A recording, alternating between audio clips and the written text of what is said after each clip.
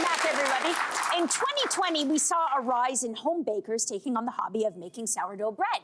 This year, it's all about pushing the boundaries and experimenting beyond that classic loaf. So here with reinvented sourdough recipes is chef and baking professor James Duffy. Welcome back. Welcome back, Matthew. Yeah, I'm so happy to be here. Love being here.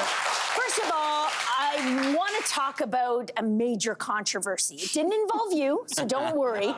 But there was a woman on TikTok who posted a video, or someone posted a video of a woman making sourdough bread on a plane. And people were outraged that she had done this on a plane. I would like to know your thoughts on this. I mean, it's definitely hilarious, and it was viral, so I think they got the point across, but have you ever been in an airplane bathroom before? It's totally gross. There's no way I would make bread on a plane. There's lots of good bakeries out there. You can buy it when you get there. That said, it gets people talking about sourdough, and I'm all for it. Well, let's keep talking about sourdough, because today we're talking about unexpected things we can do with this type of bread. Why do you think experimenting has become so popular right now? You know what, I think people got through that initial phase of learning sourdough, they had some failures, and then they finally started making good bread, and it's natural to want to progress your learning. Any bread that's yeasted can be made into a sourdough version, and ultimately the original breads were sourdough. So now people are playing around, you get better taste, better flavor, and better digestibility in the final product. Wow. So tell us about this toaster pie, because this looks incredible. So the toaster pies are kind of like a sourdough puff pastry kind of thing, and then we've filled it with a strawberry rhubarb compote. We cooked that out in the... I gotta try it. Yeah, it's so good. Well, we dig into this work of art, explain to us how some things work when you're experimenting with sourdough, but some things might not work. You know what, I think everything works. Recently, we've been doing sourdough crackers, amazing way to use up old sourdough. We've done sourdough croutons. Taco Tuesday, you can make some sourdough tortillas. Are you phenomenal. serious? Yeah, amazing. And then if you want to kind of go into more advanced skill, sourdough pretzels, sourdough pizza dough, and even something like sourdough bagels. Oh my gosh. This is kind of blowing my mind. So while we dig into the sourdough bagel, can you tell us... Can you tell us how you make them once the dough is ready? Like, can anyone do this at home? I think anyone can do it. Yeah, it takes a little bit of practice, but I mean, my 6-year-old can do it. So I think if she can do it, anyone can. I don't know. So you roll the dough into a cylinder, you loop it around your hand and kind of like crimp it. Then they get blanched in a boiling malt syrup solution. And what that does is it sets the outside. And if you want, you can roll it in seeds like sesame seeds, poppy seeds, everything bagel spice. And then after you just bake it. Wow. Blanch and bake. Blanch and bake. Your 6-year-old must be a wizard. She's pretty good, yeah, she's pretty good. She glazed the donuts this morning. Very sweet. Well, next, let's talk about this. This is a chocolate sourdough with sour cherries, white chocolate, and roasted walnuts. So tell us more about this. Oh my God. This is definitely one of my favorite breads. It's an absolute showstopper, crowd pleaser. This came about when my 3-year-old asked me for chocolate bread, so we made a cocoa paste, added that to the dough, and then the key is to fold the inclusions in. So we've got Niagara tart cherries, like you said, the roasted walnuts, the balance of flavors. For me, it's just perfect. It's really... It's sorry. You can't serve me this much delicious carbs and expect me to behave normally. This is so much fun. But I got a question, because this is absolutely delicious on its own, but let's say you wanted some spreads. Could you Yeah, I should have probably told you this before you tried it, but I love this strawberry Pinot Noir jam. Yeah, I should have said that first.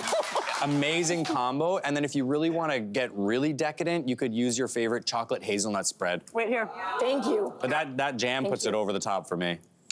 So wait, before I eat, how creative can you get with this? Can you get even more creative than this? Yeah, you really can. I think if you follow some fundamental rules of baking, you can do anything. We recently did a sourdough s'mores with graham cracker, marshmallow, and chocolate. We've done candy-coated chocolate inside. And then if you want to move from chocolate and keep that color, you could use squid ink for a black dough. We've used matcha for a green dough. And I've even added pistachio paste. And you get this sort of army green, robust pistachio flavor.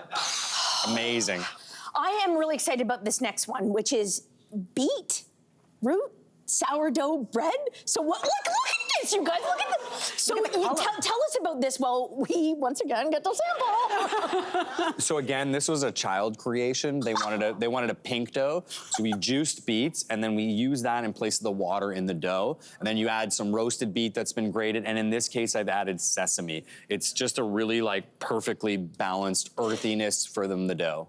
Well, it's so beautifully subtle, the flavor. Why does the flavor word the beet work so well here? So it really mellows in the baking, and you're not using that much in relation to the dough, so you get this super earthy undertone, and you get a little hint of sweetness from the beet. And then in this case, with toasted sesame, it kind of like brings those flavors round with that sourdough tanginess. And you're sneaking in some veg The best part. as well, right? But I'm fascinated because if someone didn't like beets, if they said they didn't, that would be silly. But they would eat this and not realize that there's beets in it. And also, like, look at this dough. Why is it so purple, but it comes out like that? Yeah, so my kids is, I can sneak beets in. They will not touch beets, but they'll eat this. And then what happens here is when you bake it, it's a whole scientific another episode, but ultimately when you bake it, it loses the color. If you want to keep the color in the final dough, you can add an acid like ascorbic acid or citric acid in 0.5% baker's percentage, which is a ratio of flour to other ingredients, and it'll stay like that.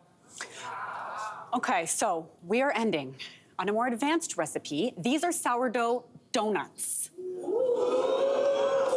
So I didn't realize you could use sourdough to make a donut. Tell us about these and how they come together. The first thing you got to know about these is it's a 3-day process. You gotta love it. You gotta love it. You start with mixing your sourdough starter. Then on day 2, we're gonna mix the dough. We're gonna shape them, allow them to ferment and rise overnight. And then on the 3rd day, we'll fry them, and you can let them settle like that. Oh, good Lord. How do you play around with the flavoring of these? This is like, honestly, people ask these questions, but it's really up to you. So we've done, my favorite is lemon curd. Yes. You could use a hazelnut filling. You could use the same strawberry compote from the toaster pie in there. Whatever you want. Anything fruity, creamy, nutty goes super well with that sourdough tang in the dough. Matt, marry me, and thank you so much for being here. We really appreciate it. We'll be right back. Hey, you, come a bit closer. We've got so many more must-see interviews, spicy debates, lifestyle tips, and pop culture moments. So subscribe to our channel by tapping the logo below and don't miss out.